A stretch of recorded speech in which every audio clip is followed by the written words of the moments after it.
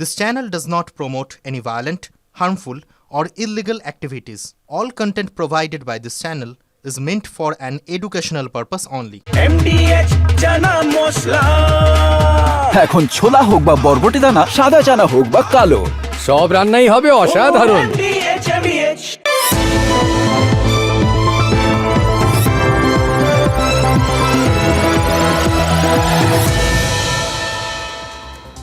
সত্যি বলছি, একটা জিনিস পরিষ্কার হয়ে গেল আজকে, যাবৎ বাঁচি তাবৎ শিখি, শেখার কোনো শেষ নেই। কথাটা একদম 100% খাঁটি।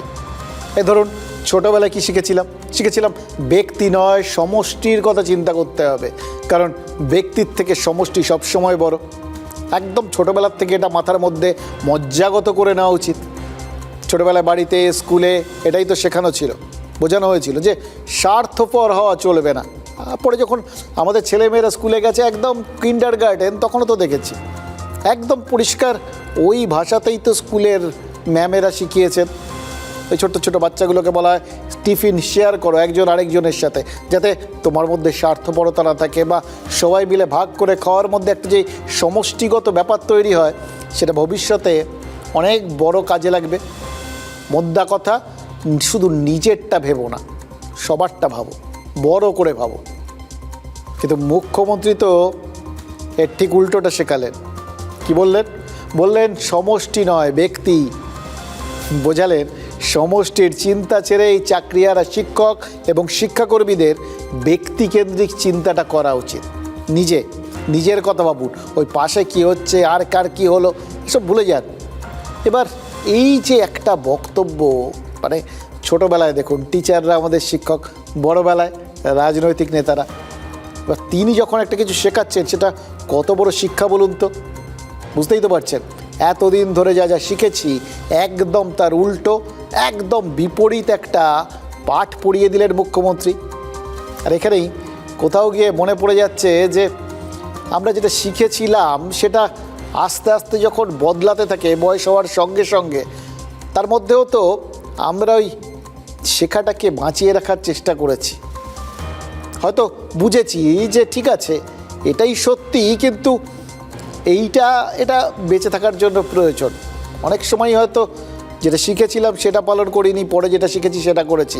কিন্তু আজকে তো ওই মানে মনের মধ্যে ওই পুরনো বিষয়টা পুষে রাখার অপশানটাই চলে গেল।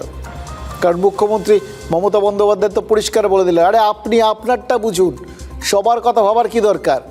কে 2 নম্বরি করে চাকরি পেয়েছে, কে সাদা খাতা দিয়ে দুর্নীতি করে চাকরি পেয়েছে, কে অযোগ্য, কে যোগ্য, এ সমস্ত কথা ভাবার তো কোনো দরকার নেই। ভাবছেন কেন? নিজেরটা ভাবুন।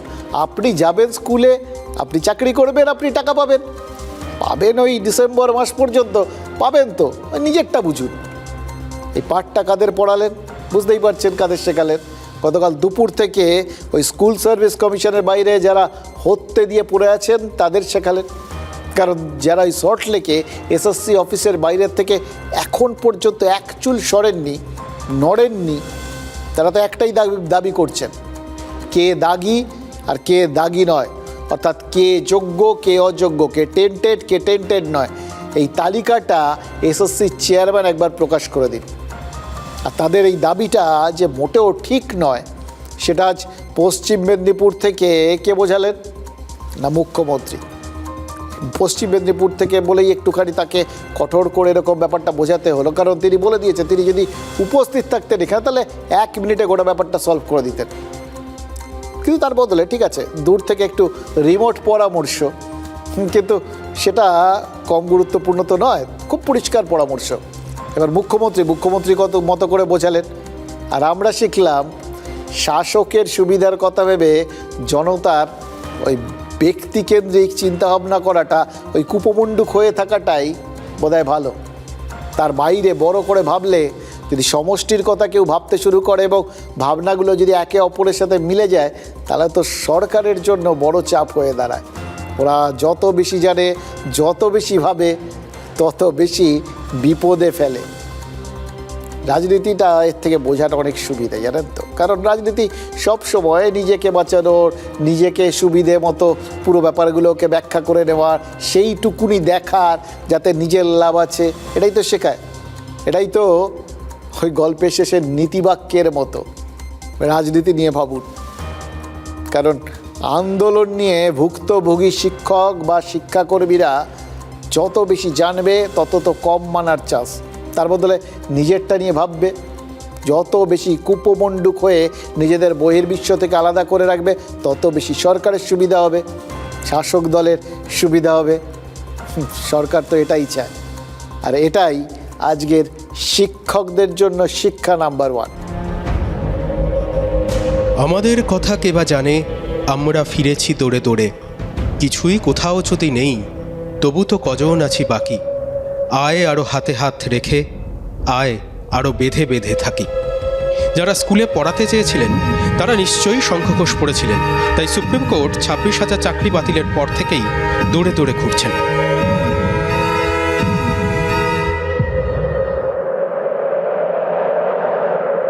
দরজা 1, নেতাজি ইন্ডোর।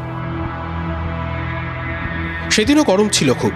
নেতাজি ইন্ডোরে সভা ডেকেছিল ডিপ্রাইভড টিচার্স অ্যাসোসিয়েশন। নিন্দুকেরা বলেছিল ওটা মুখোশ, মুখ আসলে তৃণমূলের শিক্ষক আর অধ্যাপক সংগঠনই নাকি সরকারের মুখ রক্ষায় চাকরিহারাদের নিয়ে সভার আয়োজন করেছে। সেই সভাতে চাকরিহারাদের একটা অংশ ছিলেন।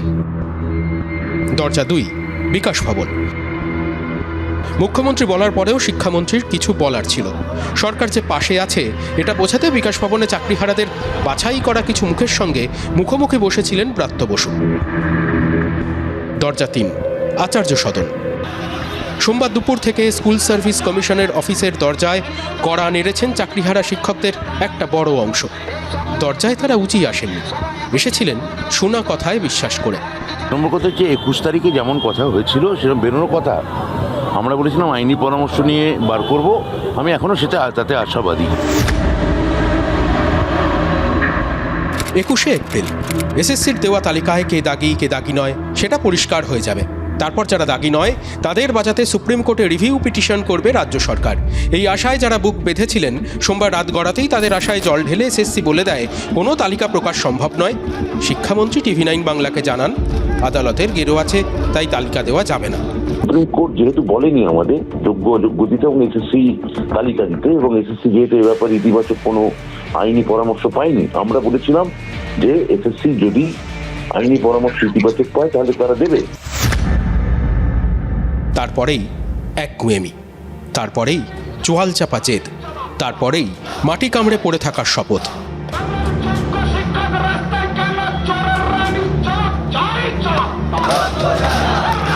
অনেক হয়েছে, চলছে তোরই, আর কিন্তু সহ্য করবো না। আজ কাল পরশু 5 দিন 7 দিন 10 দিন যতদিন না আমরা আমাদের যোগ্য এটা পাবো, আমরা যে জন্য এসেছি সেটা পূরণ হবে, আমরা এখান থেকে যাব না। কখনো দাঁড়িয়ে কখনো শুয়ে রাস্তাতেই যারা কাঁধে কাঁধ মিলিয়ে শেষ দেখে ছাড়তে চেয়েছেন তাদের উদ্দেশ্যে বার্তা এলো মেদিনীপুর কলেজ মাঠ থেকে। টেন্টেড কি আনটেন্টেড কি আপনার দেখার তো প্রয়োজন নেই। আপনি চাকরি করেন, আপনার চাকরিটা আছে কিনা দেখার দরকার। আপনি ঠিকমতো মাইনে পাচ্ছেন কিনা সেটা আপনার দেখার দরকার, অন্যটা আপনার দেখার দরকার নেই। মেদিনীপুর বিপ্লবের পীঠস্থান। কলেজ মাঠে যেখানে সভা হলো তার উল্টো দিকেই ম্যাজিস্ট্রেট পেডি সাহেবের লাশ ফেলে দিয়েছিলেন বিপ্লবী বিমল দাশগুপ্ত।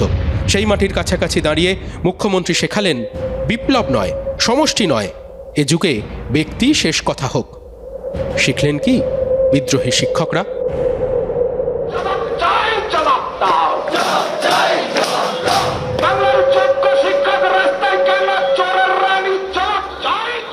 দেখুন, মুখ্যমন্ত্রীর কথায় প্রথম শিক্ষাটা পেয়েছি, আর শিক্ষামন্ত্রীর কথায় দ্বিতীয় শিক্ষাটা পেলাম।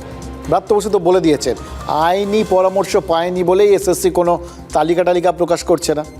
তার মানে তো একদম পরিষ্কার, প্রথমত সুপ্রিম কোর্টকেই ঢাল করছে রাজ্য সরকার, আর দ্বিতীয়ত এটাই রিংটোন এই মুহূর্তে শিক্ষা দপ্তরে। সেখানে সবসময় এটাই বাজবে, আপনি বাঁচলে বাপের নাম। কথাটা একদম চালু কথা, কিন্তু এক্ষেত্রে বিশ্বাস করুন না বলে পারলাম না। স্কুল সার্ভিস কমিশন, মধ্যশিক্ষা পর্ষদ, শিক্ষা দপ্তর, রাজ্য সরকার সবাই নিজেদের বাঁচাতে চাইছে, আর সেজন্যই পরিস্থিতি বদলের সঙ্গে সঙ্গে রাজ্যের ভূমিকাটা এবং বক্তব্যটা বদলে যাচ্ছে। দেখুন, হাইকোর্ট 26,000 শিক্ষক শিক্ষিকার চাকরি বাতিলের পর মুখ্যমন্ত্রী বলেছিলেন একজনেরও চাকরি যেতে দেবেন না। সুপ্রিম কোর্ট সেই আশায় জল ঢেলে দেওয়ার পর রাজ্য পুরো বলটাই দুটো কোর্টে ঠেলে দিয়েছিল, এক মধ্যশিক্ষা পর্ষদ আর একদিকে স্কুল সার্ভিস কমিশন। এই দুটো সংস্থাকে মাঠে নামানো হয়েছিল। এবার মধ্যশিক্ষা পর্ষদ সুপ্রিম কোর্টে গেছিল। কেন গেছিল? একসঙ্গে 26,000 শিক্ষক শিক্ষিকা চলে গেলে স্কুল চালানো যাবে না। এই কাঁদুনি গিয়ে সুপ্রিম কোর্টের কাছ থেকে কিছুটা সময় চেয়েছিল পর্ষদ।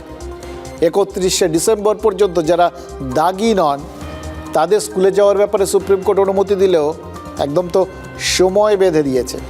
31শে মের মধ্যে নতুন করে পরীক্ষার বিজ্ঞপ্তি প্রকাশ না করলে রাজ্যকে তার ফল ভোগ করতে হবে, এটা আদালত বলে দিয়েছে। আর তারপরে তো শিক্ষা দপ্তর প্ল্যান বিতে শিফট করে গেছিল, এসএসসিকে শিখণ্ডীর মতো খাড়া করে রেখেছিল, আর তারপর তার উপরে এই সমস্ত দোষ টোষ চাপিয়ে দিচ্ছিল। এখন যখন সেই প্ল্যানও কাজে দিচ্ছে না, তখন আবার সব কিছুর ওপরে সুপ্রিম কোর্টকে ঢাল করেছে। মিষ্টির ওপর যেরকম রাংতা জড়ানো থাকে না, আদালতের নির্দেশটাকে সেরকম রাংতার মতো এবার নিজেদের শরীরে এখন জড়াচ্ছে রাজ্য। সে রাংতা সরিয়ে আসল মিষ্টিটা চেখে দেখতে মনে হচ্ছে কিছু তো কথা বলতেই হবে, যে কথাগুলো আপনারা জানেন, না বললেই নয়।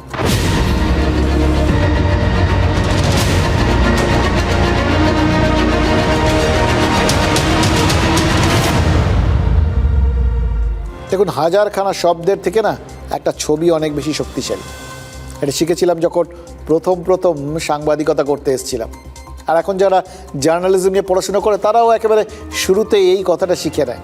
আর কতটা ঠিক তার প্রমাণ পেয়েছি ওই স্কুল সার্ভিস কমিশনের সামনে। গায়ে মাথায় ললিপপ লাগিয়ে আন্দোলনে সামিল হতে এসেছিলেন এক ভুক্তভোগী শিক্ষক। কেন ললিপপ? সেটা তার কথা শুনলেই বুঝবেন। আর বুঝবেন সেই সুকুমার রায় সামনে খুড়োর কলের ওই গাজর ঝোলানোর ব্যাপার করেছিলেন।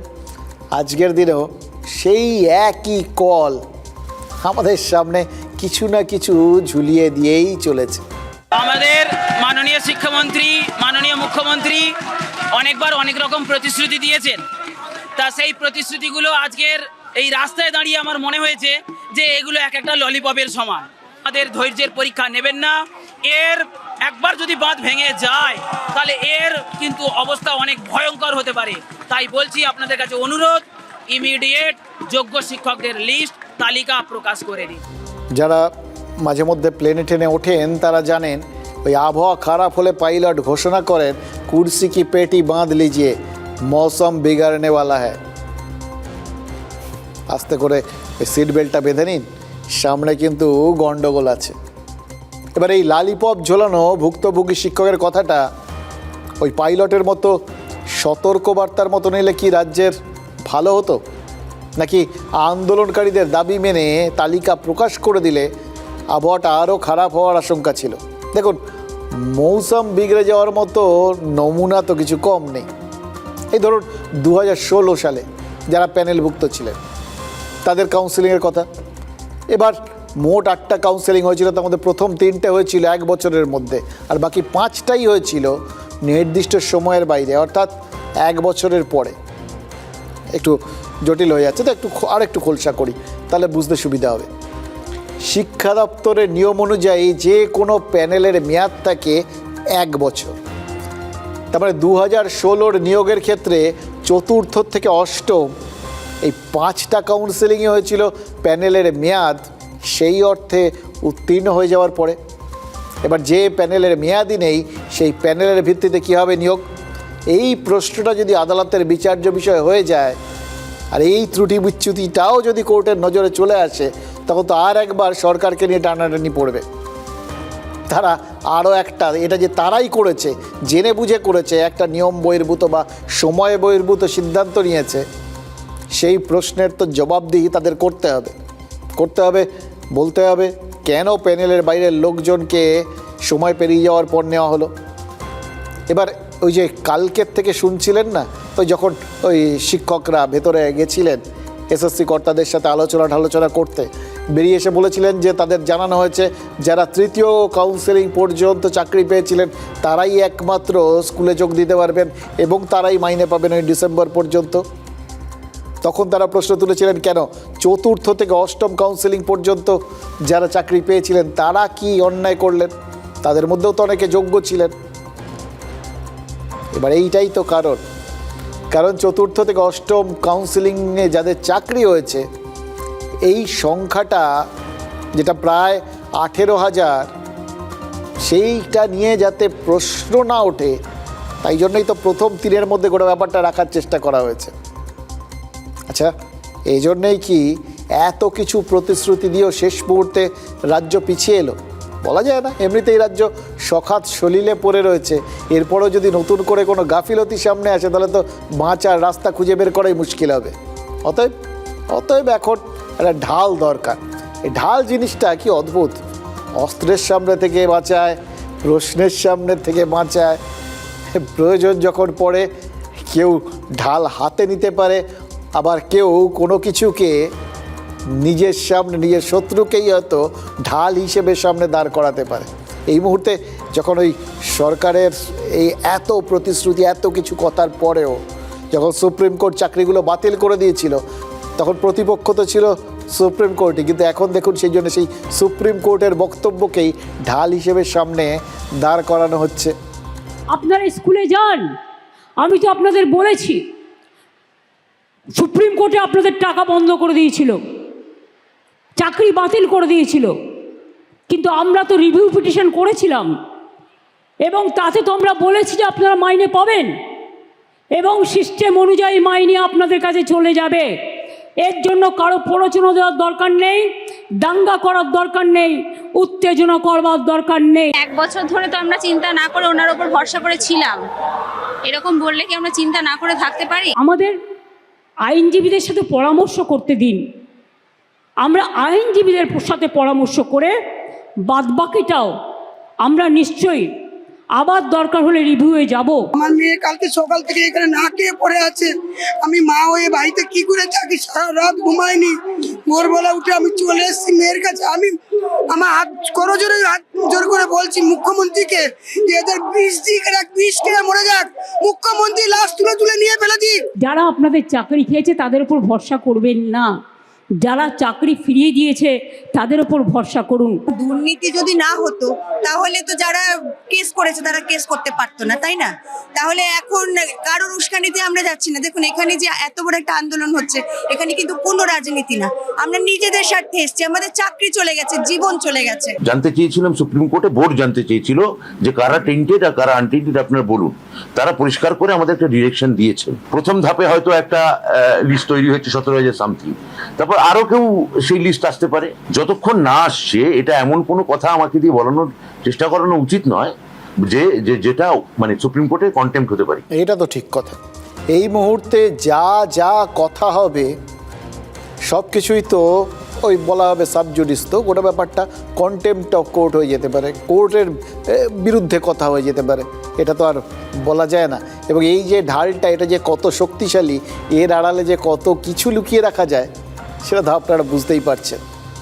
দেখুন 31শে ডিসেম্বর পর্যন্ত চাকরির মেয়াদ, এরকম এক শিক্ষিকার মাকে তো বলতে শুনলাম এইভাবে যন্ত্রণা সহ্য করার থেকে সরকার 20 দিক। ভাবুন তো, কাকে দেওয়ার কথা বললেন 20? নিজের সন্তানকে। আর নিজের সন্তানের মতো অনেক এরকম শিক্ষক শিক্ষিকাকে। কোন অবস্থায় একজন মা তার সন্তানের যন্ত্রণা মুক্তির জন্য মৃত্যু কামনা করেন? কতটা কষ্ট চেপে একজন মা এরকম কথা বলতে পারেন বলুন তো? ভুক্তভোগীরা বলছেন তারা এত দিন ধরে অপেক্ষা করছেন, আর কতদিন? অপেক্ষার ফল তো মিষ্টি হয়নি। তাহলে সুপ্রিম কোর্টের ঘাড়ে বন্দুক রেখে কি লাভ হচ্ছে? আচ্ছা, সুপ্রিম কোর্টের নির্দেশ মানবেন না এটা বলার এখতিয়ার বা সাহস এসএসসি চেয়ারম্যানের রয়েছে নাকি? আদালত যা বলবে সেটা তো এসএসসি চেয়ারম্যানের ঘাড় মানবে। তাহলে নতুন কি কথা বললেন? যা কোর্ট বলেছেন আমাদের সেটা অক্ষরে অক্ষরে আমরা সেটা মেনে চলবো, সবাই জানে। আপনি না চাইলেও আপনাকে মানতে হবে। এই যে ব্রাত্য বসু বলেছেন তালিকা অদল বদল হতে পারে, আপাতত চাকরি না যাওয়া শিক্ষকের সংখ্যাটা যেরকম বাড়তে পারে তেমনি যারা আন্দোলন করছেন তাদের মধ্যে থেকেও কেউ বাদ পড়তে পারেন, এই সংশয় তো সুপ্রিম কোর্টের মধ্যেও ছিল। শনাক্ত হওয়া ওই 6,500-এর মতো যে অযোগ্য, তার বাইরেও যারা রয়েছেন তাদের মধ্যে যে অযোগ্য মিশে থাকতে পারে সেই সংশয় ছিল বলেই তো পুরো প্যানেলটা ধরে বাতিল করে দিচ্ছে সুপ্রিম কোর্ট। আর সেই একই কথা এখন সরকার বলছে, শিক্ষা দপ্তর বলছে, এসএসসি বলছে। তাহলে সুপ্রিম কোর্টের রায়ের এত সমালোচনার কি ছিল? কেন বলা হলো যে এত লোকের পেটে লাথি মারা হলো? রাজ্য সরকার এবং শাসক দলের প্রাথমিক প্রতিক্রিয়া তো এটাই ছিল যে এত লোকের চাকরি যাওয়াটা ঠিক ছিল না। অনেকেই তো ইঙ্গিতপূর্ণ মন্তব্য করেছিলেন। আজকেও মমতা বন্দ্যোপাধ্যায় মামলাকারীদের দানবিক বলেছেন, কিন্তু কেন? শেষ পর্যন্ত দেখা যাচ্ছে সুপ্রিম কোর্ট যা বলেছে সেটাই ঠিক, সেটাই তো সরকারও এখন বলছে। সেটাই তো এখন সরকারের কাছে সবথেকে বড় অস্ত্র বা বলা ভালো ঢাল। তাহলে যারা মামলা করেছিলেন তারা ঠিক করেছিলেন, তারা মামলা না করলে সরকার আজকে এই ঢালটা পেত না। এবার তারা চাল থেকে কাকর আলাদা করতেই মামলা করেছিলেন, আর আদালতও তাহলে যা করেছে ঠিক করেছে। চাল আর কাকর আলাদা করা যায়নি বলে পুরো বস্তুটাকেই বাতিল করে দিয়েছে।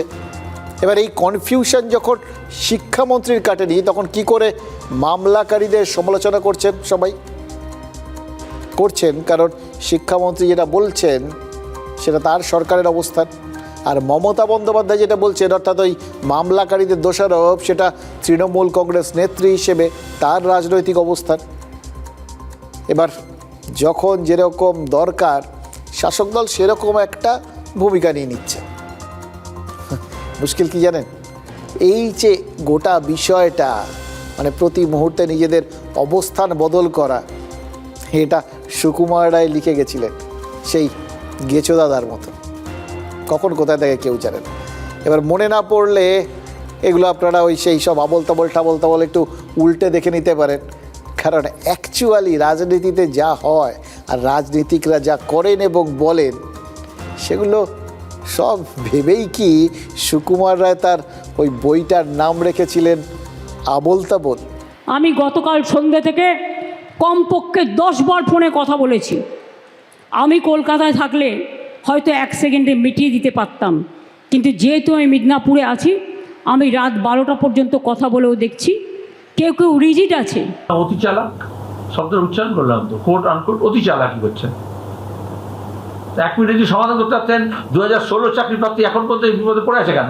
ভাবতে লজ্জা করছে না যে মানুষের চাকরিগুলো করার আগে তার একটা পরিবার আছে, তার সন্তান আছে, সে বাড়ি করেছে, ব্যাংকের লোন নিয়ে কী করে শোধ করবে? একবার চিন্তা করে দেখবেন না? রাজনীতি করতে গেলে শুধু দানবিক মুখ। মুখ্যমন্ত্রী তো দুর্নীতি ঢাকতে ব্যস্ত, চোরেদের বাঁচাতে ব্যস্ত, দুর্বৃত্তদের বাঁচাতে ব্যস্ত, সুতরাং তিনি এইসব কথা বলবেন, এতে আর আশ্চর্য কি? দেখুন, আজ বিকেলে প্রত্যেকটা জেলা স্কুল পরিদর্শকের অফিসে একটা তালিকা পাঠানো হয়েছে। সেই তালিকায় শিক্ষা দপ্তর যারা দাগি হিসেবে চিহ্নিত নন তাদের নামের তালিকা দিয়ে দিয়েছে। এবার তাদের মাইনে আদালতের নির্দেশ মেনে 31শে ডিসেম্বর পর্যন্ত চালু রাখার কথা ডিআইদের বলা হয়েছে। অর্থাৎ আইন বাঁচল, মানও বাঁচল। ভুক্তভোগী শিক্ষাকর্মীদের বলা গেল তালিকা চলে গেছে ডিআইয়ের কাছে, এবার আপনারাও মানে ঘরে ফিরে যান, কাল থেকে স্কুল করুন। কিন্তু এখানেও তো একটা প্রশ্ন তোলার সুযোগ আছে, মানে যারা প্রশ্ন তুলতে চান তারা তো সবসময় সুযোগ পেয়ে যাচ্ছেন।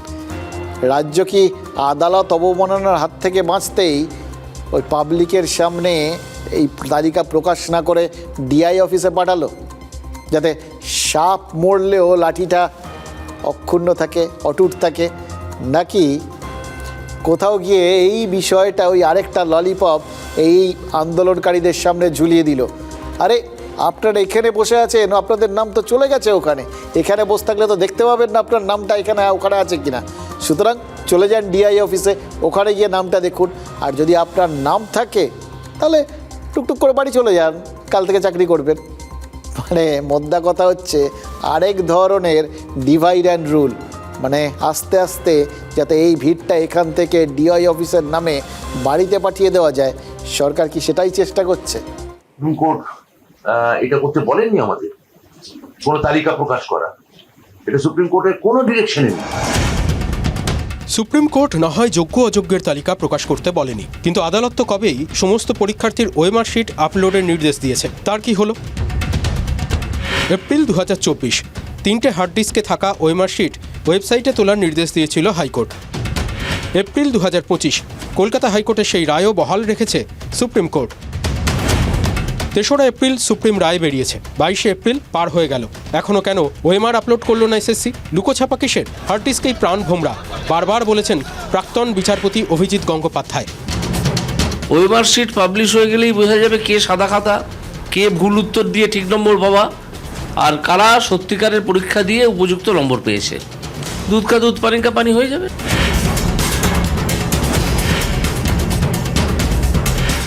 অযোগ্যদের নিয়ে আদালতের নির্দেশ কি মানছে শিক্ষা দপ্তর বা এসএসসি বা মধ্যশিক্ষা পর্ষদ? শিক্ষামন্ত্রী ব্রাত্য বসু বলেছেন, সদিচ্ছা না থাকলে কি কাউকে এখন অব্দি কাউকে টার্মিনেশন লেটার দেওয়া হয়েছে? হয়নি। তাহলে সদিচ্ছা একমাত্র আমাদেরই আছে। এর মধ্যে কি অযোগ্যরাও রয়েছেন? আদালত ঘোষিত অবৈধদের বেতন কি বন্ধ হবে না? সেটা আমরা আবার বলছি তো, আমরা এটা আইনি প্রক্রিয়া স্তরে আছি। একই সঙ্গে আমাদের সুপ্রিম কোর্টের নির্দেশ পালন করতে হচ্ছে। একই সঙ্গে যারা বঞ্চিত, যারা চাকরি হারা, তাদের প্রতি সম্পূর্ণভাবে যাতে আমরা মানবিক এবং থাকতে পারি, এবং যে আমি আমার প্রাথমিক বিবৃতিতে বললাম যে একজন নিরপরাধ যেন শাস্তি না পায়, সেটার ব্যাপারে আমাদের সতর্ক এবং সচেষ্ট থাকতে হচ্ছে। উত্তর এড়িয়ে যাওয়ার চেষ্টা শিক্ষামন্ত্রীর। বুধবারই হাইকোর্টে আদালত অবমাননার মামলা রয়েছে। ইতিমধ্যেই বিচারপতি দেবাংশু বসাক প্রশ্ন তুলেছেন, অযোগ্যদের বেতন বন্ধ হয়েছে কি? অযোগ্যদের বেতন ফেরানোর কি হলো? বুধবার একই প্রশ্ন উঠলে উত্তর কি এড়াতে পারবে এসএসসি? কালকেও আমাদের ডিভিশন বেঞ্চে এসএসসির মামলা রয়েছে। তাহলে এমন কাজ এবং আপনাদের জন্যই এসএসসি লড়ছে। বুধবার হাইকোর্টে হলফনামা জমা দেবে এসএসসি। সেখানেই চিহ্নিত অযোগ্যদের তালিকা জমা দেবে স্কুল সার্ভিস কমিশন। দেখুন, না চলে বিশ্বাস নেই বলে একটা কথা আছে না, তাই ভাবছি অযোগ্য বলে যারা চিহ্নিত তাদের টার্মিনেশন লেটার, মানে বাতিল হওয়ার চিঠিটা স্কুলে না পৌঁছানো পর্যন্ত, তাদের কাছ থেকে ওই আদালতের নির্দেশ মতো টাকাটা ফেরত না নেওয়া পর্যন্ত শিক্ষামন্ত্রীর কথায় কতটা চিড়ে ভিজবে বলুন তো? ভুক্তভোগী শিক্ষক শিক্ষাকর্মীদের মেজাজটা ঠিক কীরকম সেটা বুঝেই কি আজ তাদের ফের আলোচনায় ডেকেছিল স্কুল সার্ভিস কমিশন? কারণ চাকরি হারারা যেরকম রাস্তা কামড়ে থেকেছেন, তেমনি তো স্কুল সার্ভিস কমিশনের চেয়ারম্যান থেকে শুরু করে আধিকারিকরা অফিসে আটকে ছিলেন।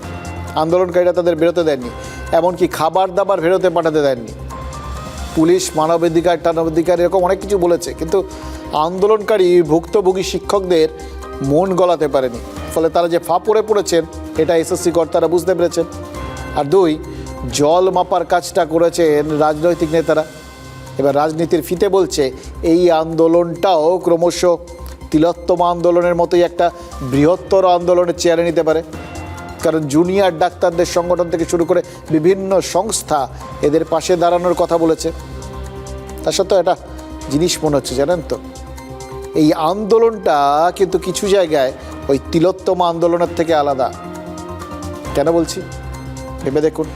তিলোত্তমা আন্দোলন একটা দাবি নিয়ে সংগঠিত হয়েছিল, যে দাবিটা প্রমাণ সাপেক্ষ ছিল। অর্থাৎ তিলোত্তমা ধর্ষিতা হয়েছে, খুন হয়েছে, এটা ঘটনা, কিন্তু তার ধর্ষণ এবং খুনের ঘটনায় কে জড়িত নাকি কে জড়িত সেটা প্রমাণ সাপেক্ষ ছিল। তাকে বা তাদের খুঁজে বার করার দাবি ছিল। একজনকে ধরা হয়েছিল, তার বিচার হয়েছে, তার যাবজ্জীবন কারাবাসের শাস্তি হয়ে গেছে। এবার সেই একমাত্র অপরাধী কিনা বা সেই সত্যিকারের অপরাধী কিনা, এরকম একটা প্রশ্ন তুলে আন্দোলনটা সংগঠিত হয়েছে। এবার সঞ্জয় রায়কে যখন আন্দোলন সংগঠিত হয়েছে তখন সঞ্জয় রায়কে পুলিশ কিন্তু ধরে ফেলেছে, কিন্তু তাকে পুলিশ ধরলেও ওই বললাম আরও কেউ থাকলে সে কে, এরকম একটা সংশয়, এরকম একটা প্রশ্ন। কিন্তু সেই চেহারাগুলো তো অস্পষ্ট, এবং সেই জায়গা থেকে এই তদন্ত ঠিক মতো হচ্ছে না। এই অভিযোগ উঠেছিল কে কাকে আড়াল করছে সেটা পরিষ্কার হোক। সেগুলো পরিষ্কার সামনে আসার, চেহারাগুলোকে সামনে নিয়ে আসার, প্রকাশ্যে নিয়ে আসার একটা দাবি উঠেছিল।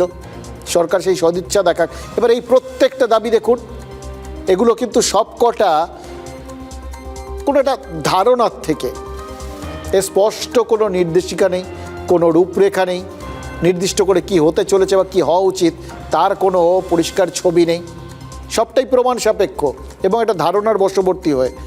এবং এই ধারণা বশবর্তী হওয়ার অসুবিধাটা হচ্ছে, ধরুন সরকার যেরকম সঞ্জয় রায়কে ধরেছে, তাতে অনেকের মনে হচ্ছে না সঞ্জয় না অন্য কেউ, কিন্তু সেটা কে জানেন না, তদন্ত সাপেক্ষ।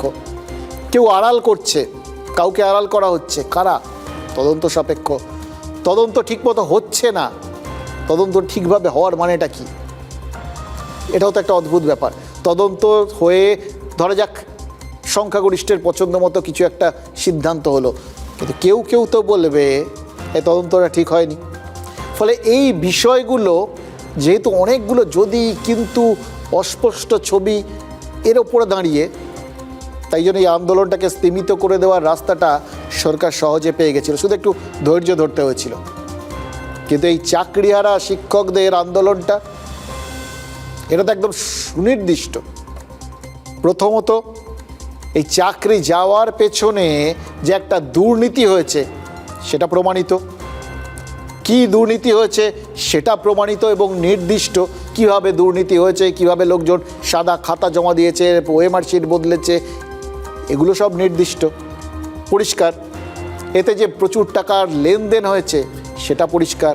শাসক দলের কেউ কেউ যে জড়িত সেটা পরিষ্কার। এবং সব থেকে বড় কথা, আলটিমেটলি যে এই যারা যোগ্য শিক্ষক তাদেরও চাকরিটা গেছে, পেটে লাথি পড়েছে, এটাও তো একটা প্রমাণিত বিষয়, আদালতের নির্দেশে হয়েছে।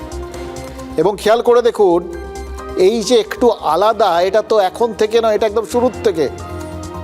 যখন ওই চাকরি থেকে বঞ্চিত শিক্ষকরা যাদের নাম তালিকায় ছিল, যোগ্য চাকুরি প্রার্থী, কিন্তু এই রকম বিভিন্ন দুর্নীতির কারণে যাদের নামটা ওই তালিকায় ওঠেনি, তারা কতদিন ধরে রাস্তার ধারে বসে আছেন, সেটাও তো সুনির্দিষ্ট অভিযোগ ছিল। এই সুনির্দিষ্ট অভিযোগ থাকার জন্যই এই আন্দোলনটা কিন্তু একটু আলাদা। এবং সেই জন্যেই সেই কবের থেকে, মানে ওই জবের থেকে ওই চাকরি হারারা, মানে চাকরির থেকে বঞ্চিতরা, যোগ্যরা, তারা রাস্তার ধারে ধর্নাতলায় বসে আছেন। সেই সময় থেকে ধরলে আজ পর্যন্ত প্রত্যেকটা দিন আস্তে আস্তে যোগ হয়ে যাচ্ছে এই আন্দোলনের সঙ্গে। এই আন্দোলনটা কিন্তু দীর্ঘায়িত হচ্ছে, শেষ হওয়ার নাম নিচ্ছে না। এই জন্যই ওই তিলোত্তম আন্দোলন অত দ্রুত শেষ হয়ে গেল, চাকরি আন্দোলন সেটা কিন্তু থামছে না, কখনো ধিকি ধিকি, কখনো দাউ দাউ করে জ্বলছে। এবং আজকের পর পরিষ্কার এটা যে কাল হাইকোর্টে শুনানির আগেই ভুক্তভোগীরা সল্টলেকে রাস্তা ছাড়ছেন না। ফলে এসএসসির আজকের বৈঠকে যে তাদের মন গলেনি, এটা কোনো বিচ্ছিন্ন ঘটনা না। এতদিন পর্যন্ত যা যা হয়েছে তারই একটা ধারাবাহিক একটা ফসল, এবং এটা ইঙ্গিত ভবিষ্যতে এই আন্দোলনটা চলবে। এর উপরে আমরা তাকিয়ে থাকবো শুনানির উপর, যোগ্য অযোগ্যের সার্টিফাইড লিস্ট এবং ওএমআর পাবলিকেশন, এটা করতে হবে, আমরা নালে উঠবো না। আমার মেয়ে মৃত্যুর পরে স্বাস্থ্য মানে ডাক্তাররা রাস্তায়, আর এখন দেখছি শিক্ষকরা রাস্তায়। তাহলে কি এটা কোন রাজ্যে আমরা বাস করছি? ঠিক আন্দোলন, এবং এই আন্দোলন, ওদের আন্দোলনই একমাত্র রাস্তা এই সরকারের কাছ থেকে কোনো কিছু আদায় করতে গেলে। দেখুন, মমতা বন্দ্যোপাধ্যায় 1:45 কলকাতায় ফিরে এসছেন। এবার রাত 9টা পর্যন্ত সময় ধরলে দাঁড়ায় 7 ঘন্টা 15 মিনিট। তার মানে রাত 9টা পর্যন্ত 26,100 সেকেন্ড পেরিয়ে গেছে, মমতা বন্দ্যোপাধ্যায় ফিরে এসছে। কিন্তু আসল নকল, যোগ্য অযোগ্য, শনাক্ত অশনাক্ত সমস্যাটা কি মিটেছে? তাহলে কি করলে মিটবে? কে মেটাবেন? আমায় দুটো দিক ভেবে রাখতে হচ্ছে, কোনটা মাইনাস হতে পারে, কোনটা প্লাস হতে পারে। ইফ ইট ইজ মাইনাস, তাহলে আমরা কি করব? মাইনাসেরটা আমার না বলাই ভালো, আমার মাথায় কিছু আছে। যারা যোগ্য তাদের চাকরি নিশ্চিন্ত করার দায়িত্ব সরকারের। কিভাবে করব? যখন কেউ পথ দেখায়, পথের মধ্যেই পথ খুঁজে নেয়। পথে চলতে গেলে গর্ত আসতে পারে, পথে চলতে গেলে কিছু রাস্তা ভাঙা থাকতে পারে, বাট ভাঙা রাস্তা পেরিয়েই মানুষকে এগিয়ে যেতে হয় সফল রাস্তায়। এবং তাই মনে রাখবেন, আমাদের plan A ready, B ready, C ready, D ready and E ready. দেখুন, এইটা দেখে কেউ কেউ এই প্রশ্ন না করে বসেন যে রাজ্যের অন্য বেকারদের জন্য এরকম কটা প্ল্যান রয়েছে। এই প্রশ্নের উত্তর অবশ্য খানিকটা উত্তরকাল মুখ্যমন্ত্রী শালবনীতে দিয়ে দিয়েছেন। জিন্দালদের ওই জোড়া তাপবিদ্যুৎ কেন্দ্রের যে শিলান্যাস হলো তা তো কর্মসংস্থানের কথাকে মাথায় রেখে। তাপবিদ্যুৎ কেন্দ্র হলে তাতে স্থানীয় ছেলেমেয়েরা কাজ পাবে, কারখানাকে কেন্দ্র করে ছোটোখাটো ব্যবসা বাণিজ্য হবে, এলাকার বিবর্ণ ছবিটা পাল্টে যাবে এবং জিন্দালদের মতো গোষ্ঠী রাজ্যকে সার্টিফিকেট দিলে বাকিরাও উৎসাহিত হবে। সোজা কথায় রাজ্যের শিল্প মানচিত্রটাই পাল্টে যাবে। Shalboni is a dream for JSW Group because Shalboni is a beautiful land. यहाँ पर इतना खूबसूरत ज़मीन है, इतना सुंदर जगह है। रास्ते में आ रहे थे तो इतना डेवलपमेंट देखा। मैं शायद आज 10 साल के बाद शालबनी में आया हूँ। फैक्ट्री है तो वो आपकी ज़मीन में फैक्ट्री लगा है। This Shalboni land belongs to the farmers of this area. আমাদের রাজ্যে এর থেকে বড় বড় ইন্ডাস্ট্রিজরা আসবে, কাজ করবেন এবং আমরা আমাদের রাজ্যের পক্ষ থেকে যত রকম পারবো আমরা সহযোগিতা করব। With Didi's support, honorable CM support, and she is extremely supportive. And I don't say this because I come to functions, because she is very close to me, she is very affectionate to me. I have genuinely seen it. আশা করি আপনাদের আগামী 5 বছর খুব সুন্দর কাটবে, মিদনাপুরের মানুষদের চাকরি হবে। যারা বলে হচ্ছে না তাদের বলবো নিজে চোখে দেখুন। You can criticise me but you can't ignore me. We don't say but we do the things in a right way. Sajjan Jindal শালবনীতে যা বললেন সে তো রতন টাটা সিঙ্গুর নিয়েও বলেছিলেন।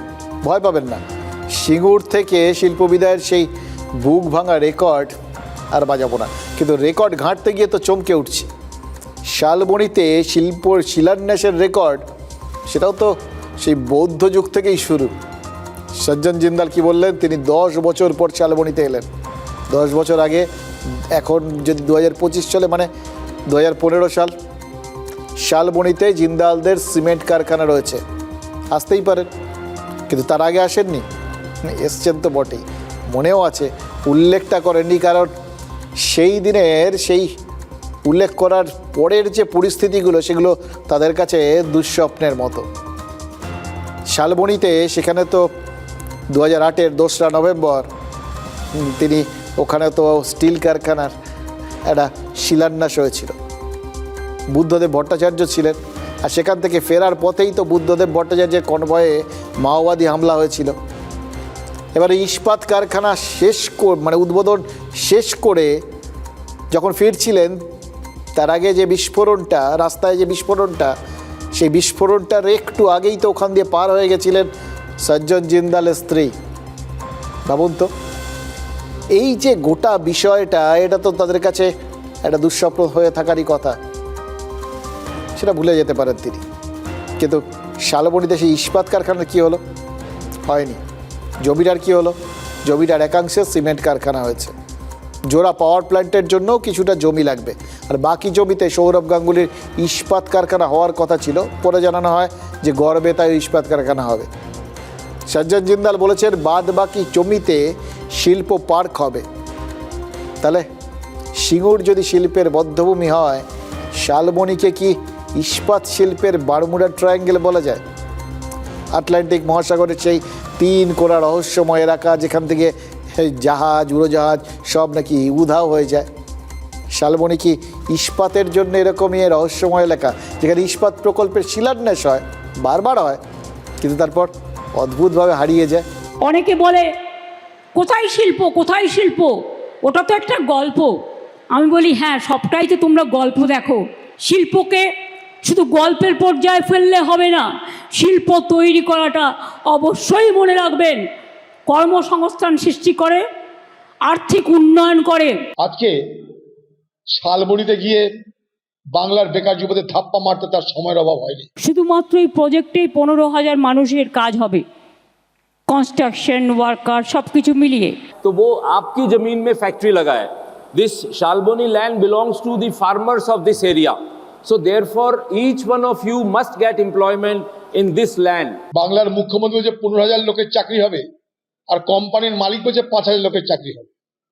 বাংলার মুখ্যমন্ত্রী বলছে দেখো কেমন শিল্প করলাম, আর হিসাব বলছে কোম্পানির মালিক বলছে 16 বছর পার হয়ে গেল এই একটা কোম্পানি তৈরি করতে। কালকে পেয়েছেন শালবনী, আজ পেলেন গোয়ালতোড়। শিল্পের সম্ভাবনা এগিয়ে চলেছে। আর সেখানে কি করা হলো, সস্তায় জমি দিয়ে সরকার বলল তোমাদের যা উৎপাদন আমি খরিদ করব। Didi was telling me just now that 2 crore more people are now needing more power and industry is requiring more power. So that is very clear that we need so much power in this state. যারা Bermuda triangle বলে কটাক্ষ করছেন তারা তো 34 বছর রাজত্বে ছিলেন। তারা কি করেছেন এই পেছিয়ে পড়া জায়গাগুলোকে নিয়ে? পশ্চিমবঙ্গে কোথায় বারমুডা ট্রায়াঙ্গেল আর কোথায় শিল্পনগরী বলতে পারবো না, সারা পশ্চিমবঙ্গের অবস্থা একই। এখানে রাজ্যের শিল্প মানে সৌরভ গাঙ্গুলির গ্রিল ফ্যাক্টরি। দেখুন, মুখ্যমন্ত্রী শালবনির কারখানা উদ্বোধন করলেন, এটা তো ভালো কথা, কিন্তু সম্ভাবনার উজ্জ্বল চিত্র সেটা কি সত্যিই উজ্জ্বল? দেখুন, যদি সত্যি হয় তাহলে তো কোনো আপত্তি নেই। এবং সত্যি কথা বলতে কি, শিল্প এমনিতে, শিল্প চিত্রকলা এই সমস্ত জিনিস কোথাও না আটকে থাকে না, জানেন তো, গতিশীল হয়ে যায়। এবার এই জায়গাটাতেই আমাদের একটু আশঙ্কা, এই জায়গাতেই আমাদের আশা। দেখুন, শিল্প হলে তো খুব ভালো, আমরা তো চাই শিল্প হোক, আমরা চাই শিল্প গতিশীল হোক, রাজ্যের এক প্রান্ত থেকে আরেক প্রান্তে ছড়িয়ে যাক। শুধু বাড়তি গতিশীল, যেটা ওই বিরোধীরা বলে যে গতিতে শিল্প এ রাজ্য ছেড়ে অন্য রাজ্যে চলে যায়, সেরকম কিছু না হলেই হলো।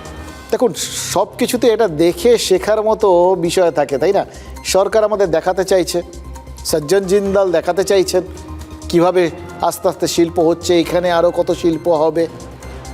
দেখাতে তো প্রাক্তন সরকারে যারা ছিলেন তারাও চাইছেন কিছু কিছু, তারাও একটা ছবি দেখাতে চাইছেন, যে ছবিটাকে দেখিয়ে তারা তাদের মানে একটা বিজ্ঞাপন করতে চাইছে। না, সেটা সিঙ্গুরের ছবি নয়, সেটা নেতিবাচক ছবি। আজকের দিনে না, যখন কিছু পজিটিভ হয় তখন সেটাকে নেগেটিভ দিয়ে ঢাকতে যাওয়াটা যে একটা সুবিধা হয় না, মানুষজন যে সারাক্ষণ নেগেটিভ দেখতে চায় না, সেটা হয়তো এই দীর্ঘদিন প্রায় 14 বছর বনবাসের মতো ক্ষমতার থেকে দূরে থাকার পর বামেরা বুঝেছে, তাই তারা একটা পজিটিভ ছবি দেখিয়ে নিজেদের বিজ্ঞাপন করতে চাইছে।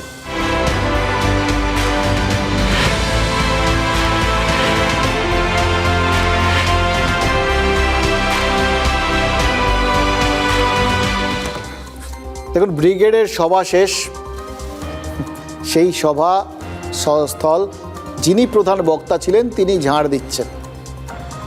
এবার এই বিষয়টার মধ্যে একটা পজিটিভ এনার্জি খুঁজে পেয়েছেন বাম সমর্থকরা। তারা এটাকে তুলে ধরার চেষ্টা করছেন যে তারা এমন একটা মানে অবস্থায় বিশ্বাস করেন যেখানে নেতৃত্ব তারা একদম তৃণমূল স্তর অবধি পৌঁছে যান এবং তাদের মধ্যে কোনো ভাগ নেই। যদিও কে নামলেন, আরও কে নামতে পারতেন, এই সমস্ত নিয়ে প্রশ্ন থাকতে পারে, কিন্তু এই ঝাড় দেওয়ার ছবিটার মধ্যে অনেক কিছু খুঁজে পাচ্ছে। এবং সত্যি কথা বলতে কি, আমাদের একটা জিনিস মনে হচ্ছে, জানেন তো, ঝাড় দেওয়ার মধ্যে ঝাড় দেওয়া খারাপ, ঝাড় দেওয়া সবাই দিতে পারেন না, নেতা নেত্রীদের ঝাড় দেওয়ার মানে কোথাও গিয়ে বারণ আছে, এরকম কথা তো কোথাও লেখা নেই। কিন্তু ওই পরিষ্কার করা বিষয়টা যদি জোর দেওয়া হয় তাহলে ব্যাপারটার মধ্যে একটা দায়িত্ববোধ আছে, এইভাবে ধরা যেতে পারে। তো রাজনীতিতে নেতা নেত্রী সব দলেরই তো সমান, তারা রাজনীতিক। তা আমরা শুধু এটা ভাবছি যে ধরুন এই ছবিটা ভাইরাল হয়, যদি এই ছবিটাকে কেউ রাজনীতিতে কেউ কাউকে তো ছাড়ে না, সবাই সব কিছু পজিটিভ কিছু পেলে যেটাতে মনে হয় লোকজন নিচ্ছে সেটা সবাই আপন করে নেয়। তো যদি সবাই মিলে, চারপাশে তো আবর্জনা বিভিন্ন কিছুর, দুর্নীতির, ন্যায় অন্যায়, বহু কিছু সংঘাত, সবাই মিলে যদি একটু ঝাড় দিয়ে এগুলো পরিষ্কার করে দেওয়ার একটা ব্রত নেন তাহলে কিন্তু খারাপ হয় না। ব্রিগেডে ময়লাই হয়নি তো সাফাই করতে হবে, লোকই আসেনি, লোক এলে তো ময়লা হবে। অন্য নাটকের ব্যাপার ছিল। ব্রিগেড সাফ করেছে কলকাতা কর্পোরেশন। বন্যা টুডু ওই পুরো ব্রিগেডের হাতে কিছুটা নিয়ে ক্যামেরা ডেকে ছবি তোলো যে দেখো আমি ব্রিগেড পরিষ্কার করছি। এসব হচ্ছে এই নাটকে হয় না। দেখুন, গোটা ব্যাপারটাকে মানে এক্ষেত্রে বামেদের যারা বিরোধী তারা নাটক হিসেবেই দেখছেন, ভোটে নম্বর নেই তাই পরিষ্কারের নম্বর নেই। কিন্তু দেখুন, এই ঝাড় দেওয়া ব্যাপারটা না, রাজনৈতিক নেতাদের কাছে কিন্তু এটা স্পেশাল একটা ব্যাপার আছে। যে যাই বলুন, নন্দীগ্রামে আমরা ফি বছর কি দেখি, বিজেপি শহীদ বেদিতে শ্রদ্ধা জানানোর পর তৃণমূল সেখানে গিয়ে গঙ্গা জল ঝেঁটা দিয়ে পরিষ্কার করে। তৃণমূলের ভোট বাক্সে নম্বর উপচে পড়ছে, তাই তৃণমূল পরিষ্কার করলে সেটা 10-এ 10। আবার বিজেপি, তারাও ঝাড়ু দেওয়ার এক্সপার্ট। স্বচ্ছ ভারত অভিযানে বঙ্গের নেতাদের দেখেছিলাম, ওটা দেশেই দেখেছিলাম, সবাই মিলে রাস্তাঘাট পরিষ্কার করছেন। রাস্তাঘাটের পাশাপাশি মন্দিরে হাঁটু গেড়ে বসে শুভেন্দু অধিকারী, সুভাষ সরকারদের পরিষ্কার করতে দেখেছিলাম। এখন ভোট নেই, তাই হয়তো মন্দির টন্দির পরিষ্কারের বালাই নেই। ভোট এলে রাস্তা, মন্দির এসব ছেড়ে দিন, পারলে ড্রেনেও ঝাঁপিয়ে পড়েন অনেকে। সৌগত রায়ের সেই ড্রেন খোঁচানোর ছবিটা মনে আছে তো? সামনে বর্ষা, কিন্তু ভোটে জেতানো দমদমবাসী তাদের নেতাকে ফের যদি ওই ভূমিকায় দেখতে চান, এক্ষুনি দেখতে পাবেন কিনা বলা মুশকিল। আবার বলা যায় না, 26-এ কোথাও তো একটা ভোট আছে, তাই না? এবার কিসের টানে কী করবেন সেটা এই বিভিন্ন প্রধান বিরোধী এবং প্রধান শাসক এদের মধ্যেই হয়তো সীমাবদ্ধ থাকবে, লোকজনের আকর্ষণও থাকবে। কিন্তু যেহেতু রাজনীতির মাঠে আপাতত নম্বরহীন, তাই বন্যা টুডু তার এই ছবিটা যতই বাম সমর্থকরা ভাইরাল করুন, কিন্তু তাদের প্রতিপক্ষদের কাছে নম্বরহীন। ওই ঝাড়া দিয়ে বন্যাটুডু শুধুমাত্র ব্রিগেডের যে নোংরা কাগজপত্র ছিল সেগুলোকে ঝাড় দিচ্ছিল। যখন ওই ঝাঁটাকে ধরে আরও বন্যাটুডুর মতো হাজারো শ্রমিক, কৃষক, মেহনতি মানুষ, আদিবাসী, তপশিলি, সংখ্যালঘু যখন বিজেপি আর তৃণমূলকে তাড়াবে, তখন নিশ্চয়ই বাড়বে। তবে যাই বলুন, রাজনীতির ক্ষেত্রে যাই হোক, আগামী কয়েকদিনের মধ্যে মনে হচ্ছে ভারতকেও ঝাড়ু ধরতে হবে, ঝেঁটিয়ে বিদায় করতে হবে এ দেশ থেকে সন্ত্রাসবাদকে। সন্ত্রাসের বিরুদ্ধে আগামী কয়েকদিনের মধ্যে ভারত যদি খুব বড়সড় একটা কিছু পদক্ষেপ নেয়, তাহলে হয়তো অবাক হওয়ার কিছু থাকবে না। কারণ উড়ি, পুলওয়ামার পর দেশবাসী দেখেছেন ভারত কিভাবে প্রতিশোধ নিয়েছে। এবার পহেলগাঁওতে যা হলো সেটা তো অভূতপূর্ব। পহেলগাঁওয়ের বৈশরণে যে রিসর্টে দলে দলে ভাগ হয়ে জঙ্গিরা হামলা চালালো, পর্যটকদের মধ্যে থেকে বেছে বেছে তাদের জাত, তাদের ধর্ম জিজ্ঞাসা করে ঠান্ডা মাথায় গুলি চালানো হলো, খুন করা হলো, সেটা তো খুব সুনির্দিষ্ট লক্ষ্যে, ভারতকে চ্যালেঞ্জ জানানোর লক্ষ্যে, ভারতের সার্বভৌমত্বের ওপর, ভারতের সদিচ্ছার ওপর আঘাত হানার উদ্দেশ্যে। এবং সবথেকে বড় কথা, কাশ্মীর সহজ, সরল এবং সাফল্যের পথে হাঁটছিল, সেটার থেকে তাদের সরিয়ে দেওয়ার উদ্দেশ্যে। দেখুন, হতাহতের সংখ্যা এখন যা জানা যাচ্ছে 27 পার, অনেকে মারা গেছেন বলে খবর পাওয়া যাচ্ছে।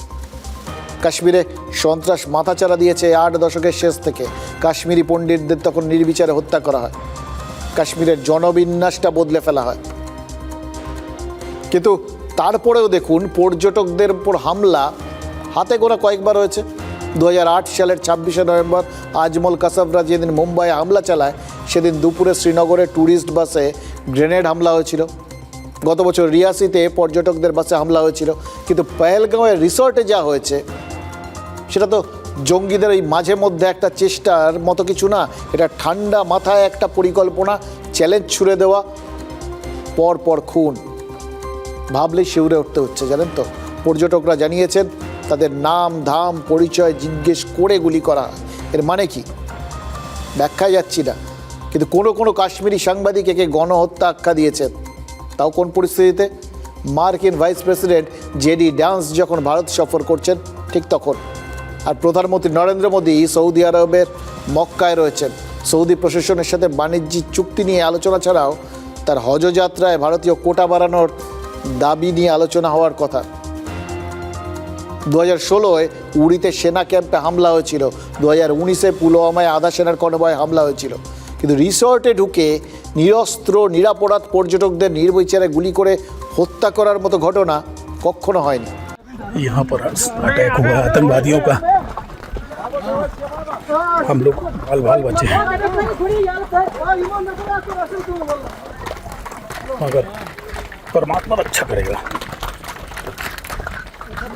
बुजुर्गों का आशीर्वाद, भगवान की कृपा से जरूर बचेंगे हम। हमें भी बिल्कुल उन घायलों में है जो कि पहलगाम बाईसरन इलाके में जो है कह सकते हैं कि उस मिलिटेंट हमले में घायल हुए हैं। और निसंदेह वहाँ पे घायलों की एक संख्या ऐसी भी है जो कि वहाँ पे भगदड़ मचने यानी गोलियों के आवाज़ के बाद जो है भगदड़ मचने की वजह से भी घायल हुई है। हमारे साथ ऐसे कुछ घायल है और इनसे ही जानना चाहेंगे कि क्या हुआ था, स्थिति कैसी थी और कितना डर और भय जो है उनके दरमियान फैला हुआ था जब गोलियां चली थी। आप ये बताइए कहाँ से हैं आप? गुजरात से। गुजरात से है।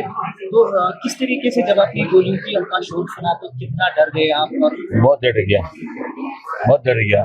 पहला फायरिंग, दूसरा, तीसरा, वैसे तो बहुत फायरिंग हो गया जब एकदम क्या करेगा। तो फिर आपने क्या किया? आप भाग पड़े, आपके साथ कितने और फैमिली मेंबर्स थे? मेरे पास ऑपरेशन बीच मानस था हमें, हमें सब जुदा पड़ी गया नौका हम भाग्य થઈ ગઈ અને ત્યાં बहुत मानस હતા, कोई धक्का पक्की में गड़ी गया, कोई पड़ी गया। आपको जो लगी आपको कैसे लगी? ऐसे खाई पाए थे, दौड़वा के नखे डी गया। आपको धक्का किसी वजह से लगी? हाँ। তাও নাম জিজ্ঞেস করে করে, পরিচয় যাচাই করে করে প্রধানমন্ত্রী নরেন্দ্র মোদী জানিয়েছেন কাউকে ছাড়া হবে না। কাদের ছাড়া হবে না? তারা কারা? জম্মু কাশ্মীর রেজিস্ট্যান্স ফ্রন্ট নামে একটা নতুন গজিয়ে উঠেছে জঙ্গি গোষ্ঠী। এদের পেছনে পাকিস্তানের লস্করে তৈবা রয়েছে। এরা প্রচার করেছিল পর্যটক সেজে এসে ভিন রাজ্যের মানুষটাকে কাশ্মীরিদের জমি হাতিয়ে নিতে চাইছে। কাশ্মীরের মানুষ সেই প্রচারে কান দেয়নি, তাই পর্যটকদের নিশানা করা হয়েছে যাতে কাশ্মীর কোথাও গিয়ে আবার সেই বিচ্ছিন্নতাবাদী একটা জায়গা হয়ে যায়। তার মানে একটা আতঙ্ক সৃষ্টি করার লক্ষ্যে এইভাবে পর্যটকদের রক্ত ঝরানো হয়েছে। দেখুন, হিংসা অনভিপ্রেত, কিন্তু সন্ত্রাসের জবাব সেটা শান্তিপূর্ণভাবে হয়তো সবসময় দেওয়া সম্ভব হয় না। সুতরাং ভারত চিরকাল যেভাবে সন্ত্রাস বিরোধী একটা পদক্ষেপ নিয়ে এসছে, কাশ্মীরিদের সাথে কথা বলছিলাম, তাদেরও সবার কিন্তু মত এই ধরনের ঘটনা কাশ্মীরিদের সবার ওপরে আঘাত। তারা অপরিচিত কেউ নিজেদের বাড়িতে আশ্রয় দেন, সেখানে যাদের তারা আগলে রাখেন সেই পর্যটকদের এইভাবে আঘাত করাটা কেউ মেনে নিতে পারছেন না।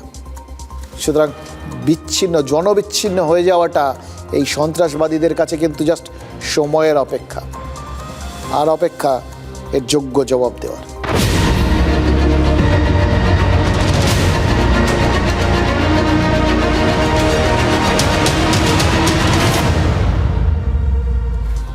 বাহ, এবার হয়েছে স্বাদ। হ্যাঁ, অপূর্ব স্বাদ।